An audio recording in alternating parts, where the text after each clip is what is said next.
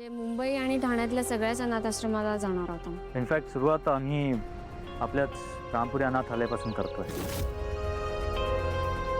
आपल्या इथून? पण का असं असतं तर आपल्याला आधीच कल्पना आली असती ना अथर्व. बाबा आम्ही कधी त्या अँगलने विचार केलाच नाही ना. सो कदाचित मिस आउट झालं असेल म्हणून. मला तुझ्याकडून हेच प्लॅनिंग अपेक्षित होतं अथर्व.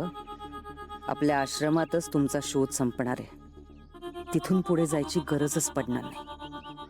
तुम्ही पोचा, बाकी सगळी सोय झाली आहे. बाबा आज मला ऑफिसला यायला. डोंट वरी, ते मी बघतो अथर्व. माझ्या सुनेची बहीण सापडणं हे सगळ्यात जास्त महत्वाचं आहे. आई बाबा येतो आम्ही. अथर्व 1-2 मिनिटं थांब.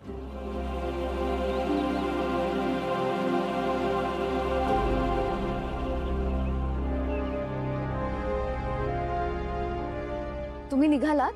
हो. अनन्याताई, ते जरा वेदाकडे तुम्ही. डोंट वरी वहिनी, मी आहे तिच्यासाठी. इनफॅक्ट मी असं म्हणत होते की आजपासून वेदाला माझ्याच खोलीत झोपू द्या. ऑर एल्स मी वेदाच्या आधीच्या खोलीत झोपत जाईल. का असं का? काही नाही बाबा, जस्ट प्रायव्हसी.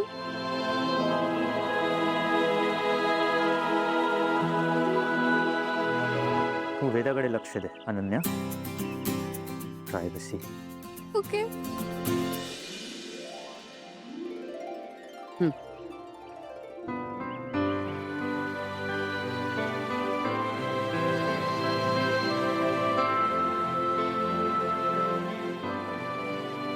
चांगल्या कामासाठी चाललायत ना. तुमचं काम नक्की पूर्ण होईल. थँक्यू. येतो मी.